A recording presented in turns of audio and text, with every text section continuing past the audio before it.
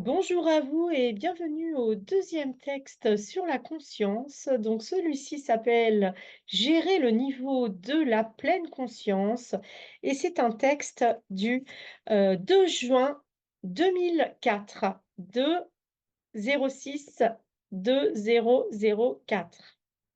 Et nous commençons tout de suite ce texte que vous allez voir et qui est d'un très très bon niveau.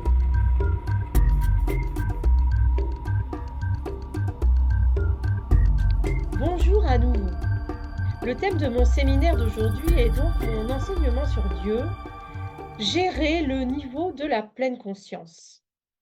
Dans ce thème, nous parlons du fait que l'esprit d'un être humain, ou l'esprit qui perçoit la conscience d'un être humain, est une certaine zone d'information. Et lorsque nous parlons d'un certain niveau d'action de l'esprit, nous voulons dire qu'il s'agit de l'action d'une certaine information. Ainsi, lorsque nous parlons de l'action de l'esprit, il s'agit avant tout d'une certaine zone allouée à l'information. D'une manière générale, on peut constater ici que cette zone est située, dans une telle application pratique, quelque part au premier niveau, dans une phase très approximative pour la perception de la conscience, c'est-à-dire que la conscience d'une personne est divisée entre le niveau de la perception de l'esprit, c'est-à-dire l'action de l'esprit, et la conscience qui perçoit la première fraction. Voilà, donc là, on a tout de suite, la tonalité du texte. Nous allons beaucoup parler de l'esprit et des relations finalement entre l'esprit et la conscience et avec l'information, hein. Je vous rappelle que Grabovoi, c'est, vraiment, une vision informationnelle de la réalité, c'est-à-dire que tout est information, tout est énergie et information, hein. Donc là, l'idée, c'est de comprendre que finalement, l'esprit, heu, est quelque chose, qui est en rapport direct avec l'information. Il nous dit, hein, «L'esprit, c'est l'action d'une certaine information» et donc la conscience, elle va quelque part percevoir l'esprit, l'action de l'esprit et en même temps, elle va percevoir une première fraction générale de l'information. Alors on y va.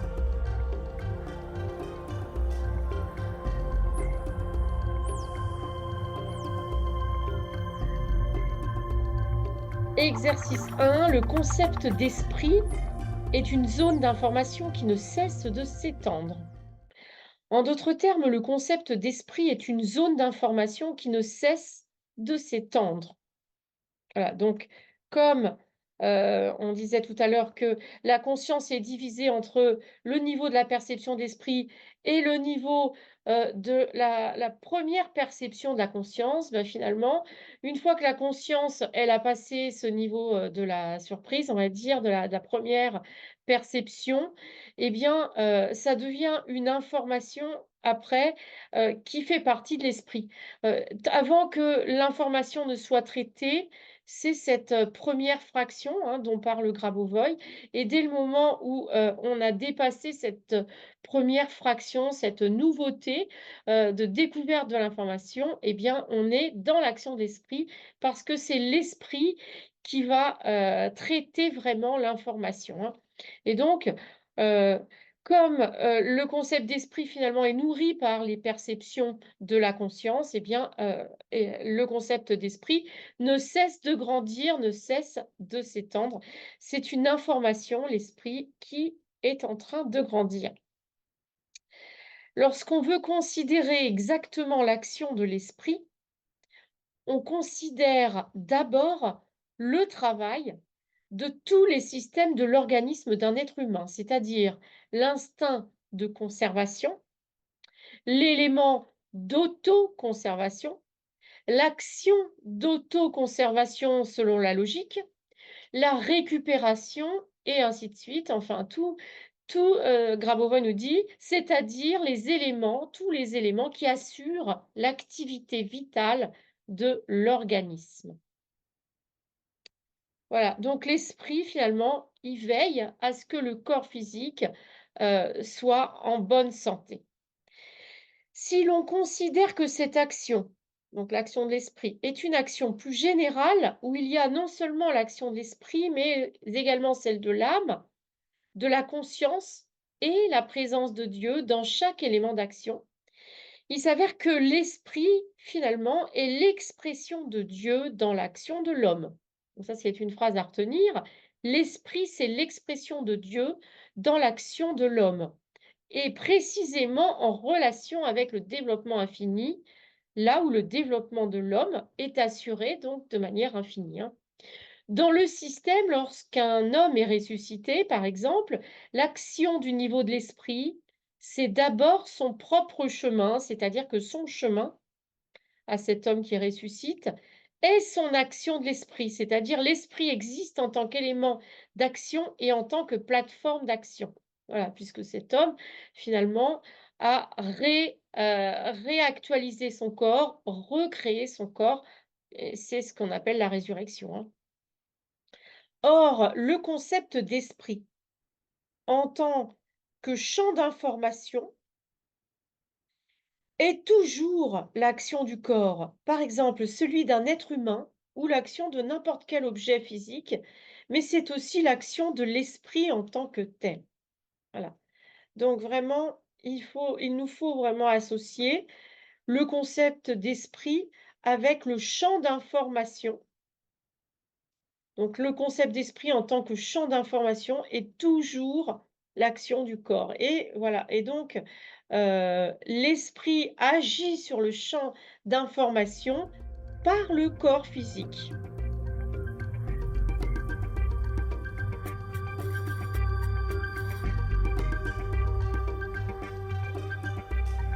Exercice 2, distinguer l'information propre à la sphère de l'esprit. C'est-à-dire que dans ce séminaire, il est nécessaire de distinguer l'information de l'esprit en tant que telle. Il y a différentes informations et il faut les distinguer. Je peux dire qu'il y a l'action d'un arbre, il pousse, et il y a le niveau de diffusion de l'information de l'arbre dans l'information générale. C'est un certain niveau, juste un niveau concret, et en optique, il est exprimé par de la luminescence. Voilà, là, c'est très clair et très bien expliqué, hein. Grabovoi nous invite à dissocier l'action de l'arbre, son action de pousser, et le niveau de diffusion de l'information de l'arbre dans le champ d'information générale. Et cette information de l'arbre, on peut la voir au niveau concret, nous dit Grabovoi, par une certaine luminescence. C'est le niveau de l'esprit. Je parle de l'attribution de cette sphère, c'est-à-dire la sphère de l'esprit.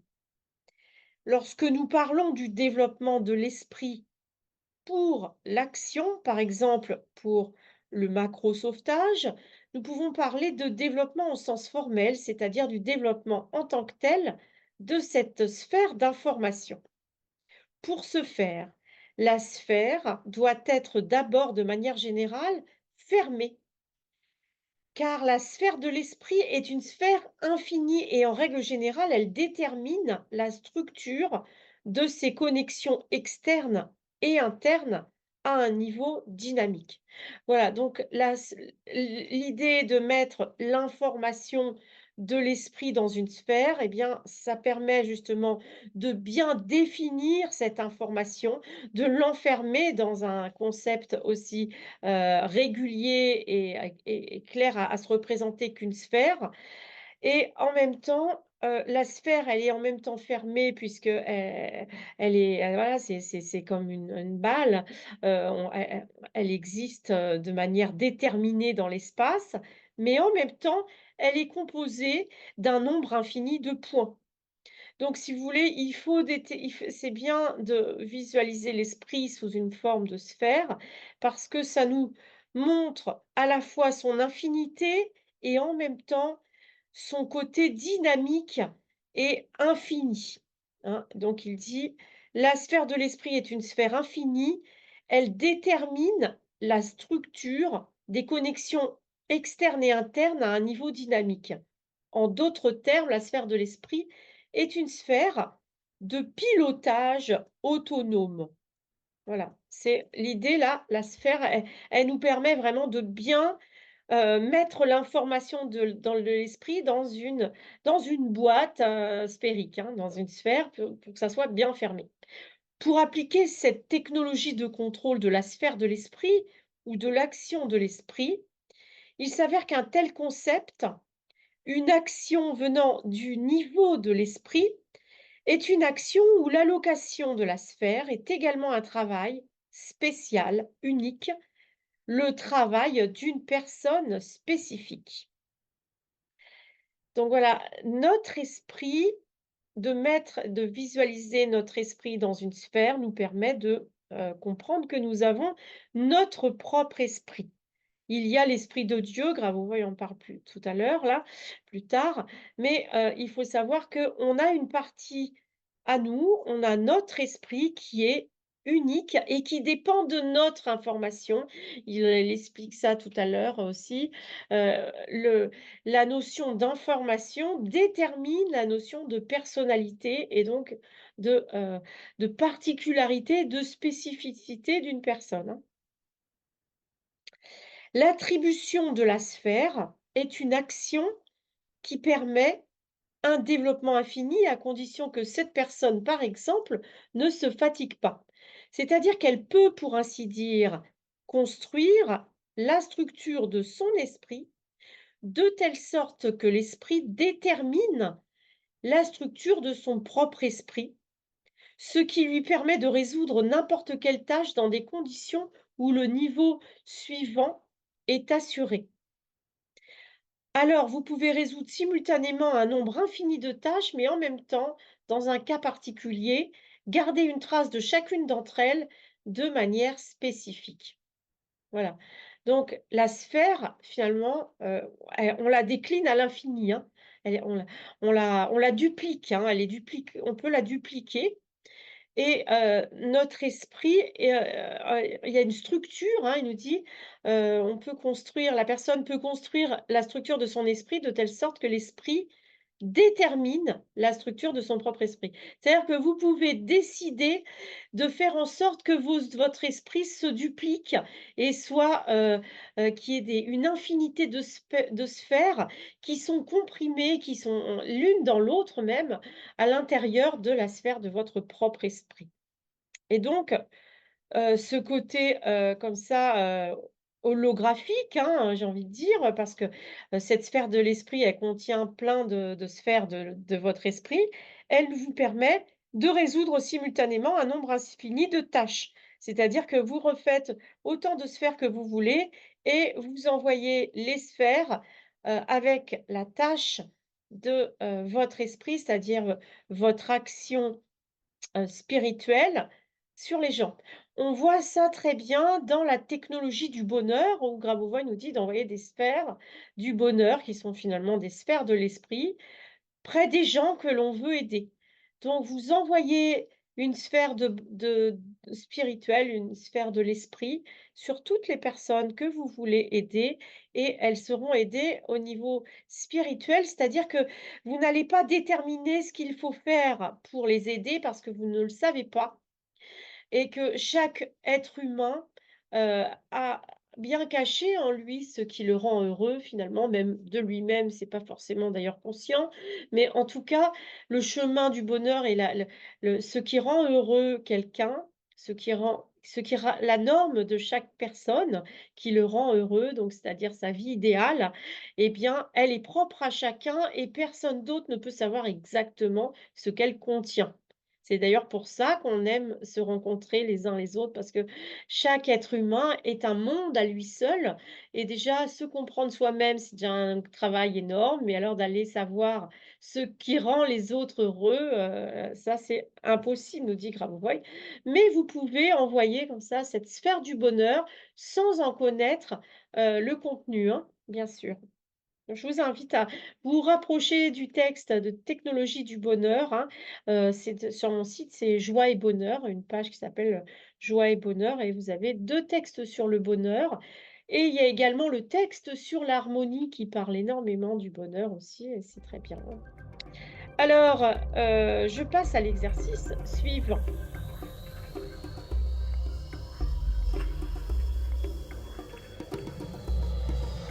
Exercice 3. La tâche de l'esprit est de développer la capacité de comprendre. C'est-à-dire que la tâche de l'esprit est de pouvoir comprendre dans cette technologie de mon enseignement sur Dieu, et ce sont les actions de l'esprit ou les actions à travers le niveau de l'esprit que nous pouvons voir ici, et chaque tâche dans la manifestation intellectuelle ou dans l'incarnation intellectuelle existe à travers la structure du système dynamique de la conscience. Voilà, donc on va avoir besoin finalement, heu, pour comprendre, on a besoin de l'esprit et de la conscience, c'est-à-dire les on on doit, il nous dit: «La tâche de l'esprit est de développer la capacité de comprendre», donc l'esprit, il crée des actions donc spirituelles qui vont finalement, à travers le niveau de l'esprit, nous dit Grabovoi, nous allons, pouvoir, heu, comprendre intellectuellement à travers la structure du système dynamique de la conscience, hein. La conscience, elle évolue infiniment, c'est vraiment son travail d'être toujours en train de grandir, hein, la conscience et donc l'esprit, grandit aussi, mais voilà, la conscience, c'est vraiment, c'est prendre conscience, c'est accéder à l'information, donc ça permet vraiment, voilà, de toucher le maximum d'informations et avec l'esprit, il va y avoir un traitement de l'information. Alors je continue à lire. Lorsque nous travaillons avec les informations de l'esprit, la conscience, la perception de la conscience est un niveau agissant, c'est-à-dire qu'ici, il n'y a pas de système statique de la conscience.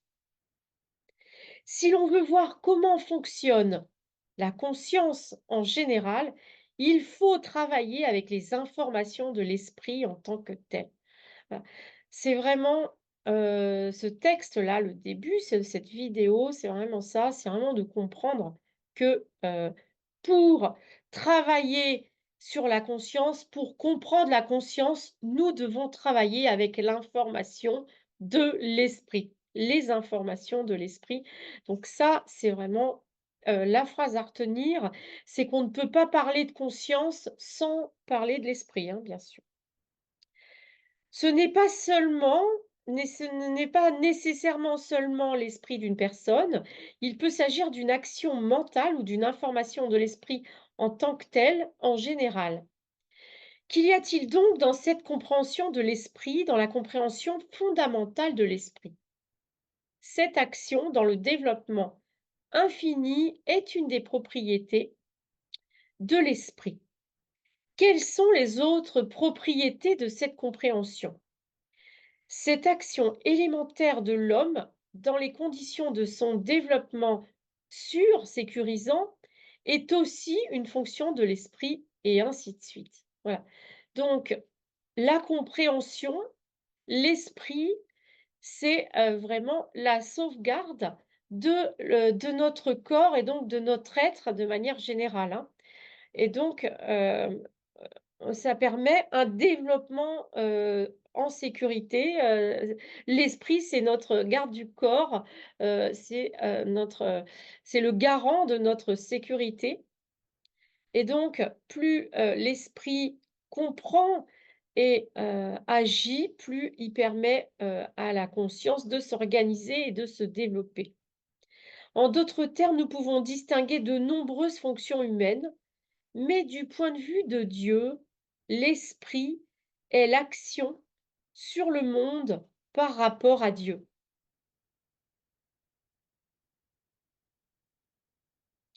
D'une manière générale, la propriété initialement autonome de l'esprit est la contemplation de Dieu comme à l'intérieur de lui-même. Voilà, donc ça, j'ai mis en rouge cette phrase. Elle est superbement importante, hein, je la répète. La propriété initialement autonome de l'esprit est la contemplation de Dieu comme à l'intérieur de lui-même. On pourrait même encore dire, et ça amène plus de clarté, la propriété d'autonomie initiale plutôt, voilà, la propriété initiale d'autonomie de l'esprit est la contemplation de Dieu comme à l'intérieur de lui-même. Ça veut dire quoi? Ça veut dire que, heu, l'esprit finalement, c'est Dieu qui regarde à l'intérieur de nous-mêmes comme si c'était lui. C'est-à-dire qu'à travers notre esprit, Dieu a accès à notre information et c'est vraiment ça et Dieu, qu'est-ce qu'il fait? Il fait juste regarder. Il n'intervient pas, il regarde puisqu'il n'intervient pas puisque nous avons notre libre arbitre, hein. C'est-à-dire que dès que l'on voit qu'il s'agit encore d'une sphère autonome, bien qu'il s'agisse d'une sorte de système approximatif de la conscience, la première vague ne peut saisir qu'un segment de la sphère. La deuxième vague peut contourner la sphère, la fermer et avec l'effort de la volonté. Et alors on voit que l'esprit est une information humaine, mais qui en même temps contemple Dieu dans son entendement comme si elle était Dieu lui-même. Waouh! Ah, ça a l'air complexe, mais c'est extrêmement, fort, je trouve, hein. C'est-à-dire que l'esprit, c'est donc, Dieu, c'est l'accès de Dieu pour, nous contempler à l'intérieur et en même temps, quand notre conscience, donc ça c'est notre personnalité, notre libre arbitre, quand notre conscience, dans une première vague, elle perçoit vaguement une sphère et dans une deuxième vague, elle attrape la sphère, elle la ferme et en la capturant, en la captant, eh bien, la conscience voit que l'esprit, en fait, c'est elle-même et donc la conscience contemple l'esprit, en même temps qu'elle contemple Dieu dans son entendement. Comme si elle était Dieu lui-même. Voilà, et c'est très difficile à expliquer autrement. Il y a plusieurs choses simultanées finalement, c'est-à-dire que l'esprit, il est à la fois Dieu, il est à la fois l'homme et la conscience, elle prend conscience de cette réalité, c'est-à-dire qu'elle comprend que l'esprit, c'est Dieu, mais en même temps, elle comprend que c'est complètement elle-même puisque, heu, c'est avec sa volonté qu'elle contemple et elle contemple de la même manière. Elle se contemple, la conscience, elle se contemple de l'intérieur comme Dieu la contemple en plus. Donc voilà, il y a plein de niveaux là. C'est super beau, voilà. J'aurais besoin moi-même de le relire, au moins 10 fois pour bien l'intégrer. Mais voyez l'idée, je vais vous le relire encore une fois, hein.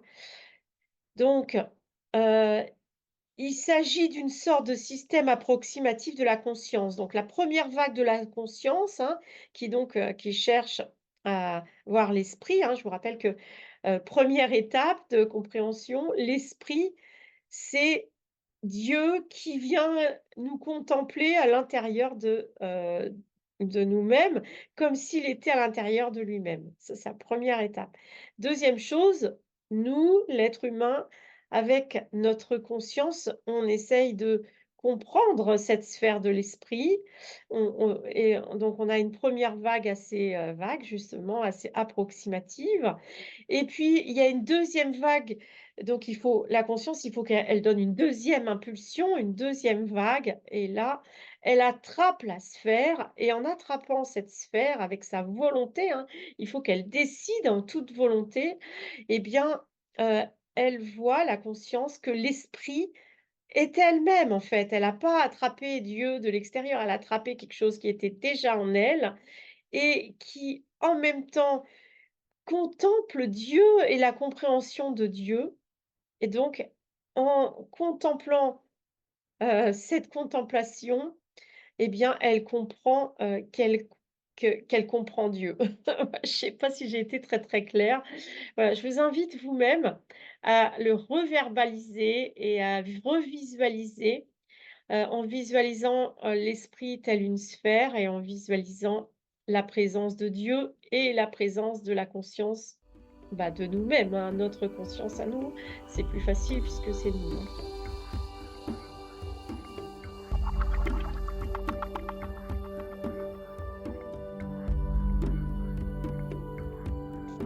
Exercice 4.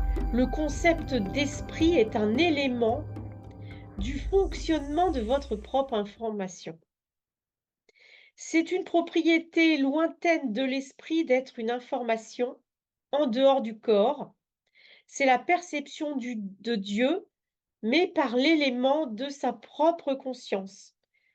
Car le concept d'esprit est en fait un élément du fonctionnement de votre propre information, mais d'une manière telle que votre esprit n'est pas en mesure d'en tirer profit. Voilà. Donc, l'esprit, c'est nous, mais voilà, on n'a pas une, on, on ne peut pas, on ne peut pas l'utiliser, notre esprit. Il est indépendant, comme disait Grabovoi dans l'exercice précédent. Donc l'information n'est pas séparée de la personnalité.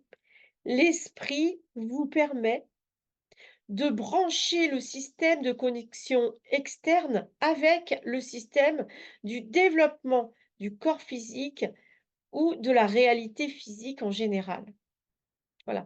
Donc l'esprit, c'est notre information personnelle qui appartient à notre personnalité, mais pour pouvoir, l'utiliser, cette information, la transformer par exemple ou la traiter, eh bien, nous devons, heu, brancher, hein, un système de connexion externe avec notre corps physique et avec, la réalité de manière générale. Ainsi, vous ne ressentez plus entre le corps physique vous ne ressentez plus le fossé entre le corps physique et l'information en tant que telle. Voilà. C'est-à-dire, ce que j'entends là, c'est que grâce à cette prise de conscience, eh bien, on comprend que notre corps physique, c'est notre information et qu'il est, il il est, protégé, on va dire, par l'esprit, protégé par Dieu, hein. Il va expliquer après, que, l'esprit, c'est l'accès de Dieu. Enfin, on l'a dit déjà tout à l'heure aussi. Ici, nous pouvons parler de perception intelligente de tout système et d'une capacité à gérer une connexion indéfectible. Et l'une des fonctions de l'esprit est cette connexion indéfectible pendant toute la durée du pilotage. Voilà. Donc là, euh, l'esprit, hein, quand on travaille spirituellement, quand on fait appel à la vision spirituelle, eh bien, ça permet d'avoir une connexion indéfectible pendant toute la durée, du pilotage, donc une connexion avec l'information générale, l'information en tant que telle. En d'autres termes, lorsque vous vous concentrez sur le système de l'esprit ou sur la tâche de développer l'esprit en termes de réalisation d'une action, vous pouvez tout d'abord travailler continuellement et uniquement sur cette propriété, car si vous guérissez des maladies très complexes, par exemple, ou que vous atteignez certains objectifs très prolongés, lointains ou complexes, vous avez besoin d'une action constante.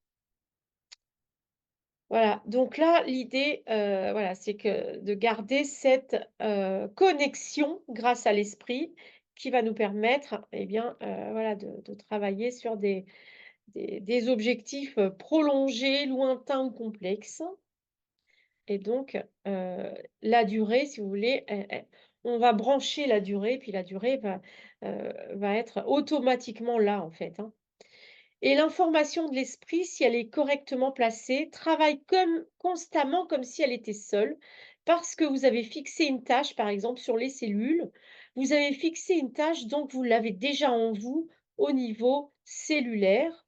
En outre, l'information de l'esprit commence à travailler et à agir comme si elle était seule dans ce cas, même lorsque vous êtes occupé à d'autres tâches. Voilà, donc l'avantage là de travailler avec l'esprit, nous dit Grabovoi, c'est que on va pouvoir installer un pilotage automatique. On va dire: «À partir de maintenant, toute ma vie est normalisée. À partir de maintenant, toutes, mes, maladies sont normalisées et mon corps devient, la santé parfaite» et on va faire autre chose, hein. C'est ça, le travail avec l'esprit. C'est-à-dire se dire: «Je vois, heu, ma sphère de l'esprit, je sais qu'elle est là et puis voilà, je suis sûre, je suis en sécurité, l'esprit est là». C'est ça que ça veut dire. Il semble bien que dans l'information de l'esprit, il y ait une sous-structure de votre action lorsque vous êtes occupé à d'autres tâches, parce que tout est également une action de l'esprit. En d'autres termes, l'action de l'esprit humain est comparable à l'action de Dieu dans son développement infini. Dieu aussi contrôle tout. Il s'avère que l'esprit, dans la perception humaine, est une manifestation de Dieu. Voilà, c'est ça. Donc, voilà, je dis, vous visualisez votre sphère de l'esprit et puis Dieu est à côté de vous, quoi. C'est ça qu'il est en train de nous dire, hein, et que, on peut vraiment comprendre ça, que l'esprit, c'est Dieu près de nous, c'est notre Dieu personnel, notre Dieu, notre accès, heu, vous savez, nos codes d'accès là, pour avoir, une connexion personnelle à Dieu, c'est notre esprit. C'est l'interface et voilà.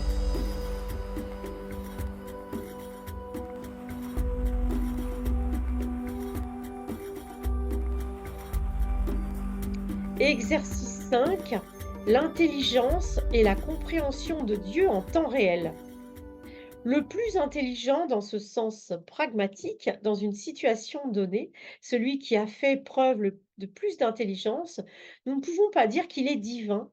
Nous ne parlons pas du fait qu'il est partout. Supposons qu'il existe une certaine intelligence en action. Nous ne parlons pas nécessairement de celle d'un homme dans une telle situation, mais d'un certain objet d'information. L'homme fait preuve d'intelligence lorsqu'il agit de manière absolument comparable à Dieu, c'est-à-dire qu'il comprend Dieu en temps réel. Voilà la définition de l'intelligence. L'intelligence, c'est être comme Dieu, c'est être comparable à Dieu. Voilà pourquoi je traduis voir comme Dieu, entendre comme Dieu, méthode d'approche du corps physique de Dieu, et cetera, parce que vraiment, Grabovoi insiste là-dessus.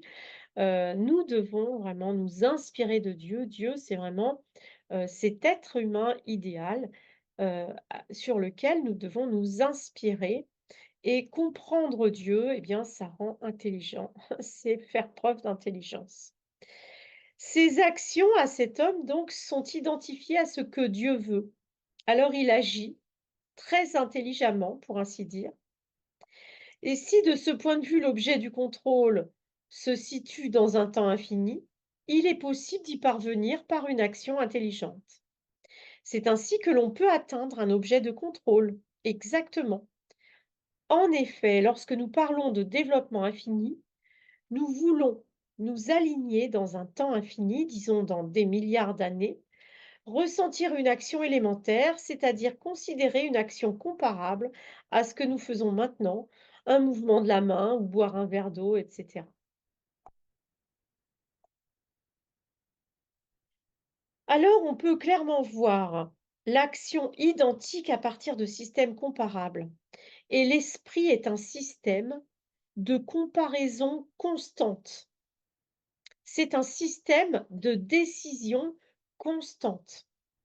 Je mets ça en gras puisque voilà, hein, le but là, donc on travaille sur la conscience, mais on travaille avec l'esprit là, hein, on apprend plein de choses sur l'esprit.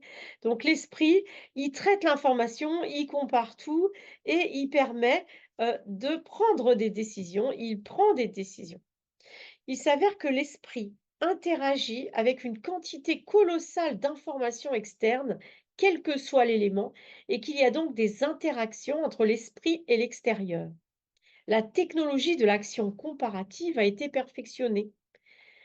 Si vous avez une action maintenant, vous pouvez faire des graduations sur les signes de comparabilité à travers la structure de l'esprit, c'est-à-dire qu'un grand élément optique est, par exemple, le grand univers. Ceci est clair. Une action élémentaire est un autre signe, un élément d'information, et vous vous retrouvez immédiatement dans la structure exacte de l'esprit d'une personne. C'est-à-dire que vous n'avez pas besoin de faire une gestion spéciale pour que l'action soit pilotable, car cela est mis en évidence de façon absolument claire, absolument identique, comme vous l'êtes maintenant. Alors là, c'est juste nous donner un avant-goût et on va expliquer ça, tout ce que je viens de vous lire là, on va l'expliquer davantage dans, les exercices suivants, donc dans la vidéo suivante, hein. Il s'agit vraiment de voir comment l'esprit interagit avec, la quantité colossale d'informations externes et donc, Grabovoi nous parle, de la technologie de l'action comparative et on va reprendre, à ce niveau-là. Donc là, vous pouvez relire vite fait, mais voilà, sachez que on va détailler la prochaine fois. Je vous dis à très bientôt et passez, une belle, journée et dans cette conscience, du fonctionnement de l'esprit. Il y avait vraiment beaucoup d'informations intéressantes ce matin dans cette vidéo et je vous invite à la réécouter. Moi-même, je vais me réécouter aussi. À très bientôt.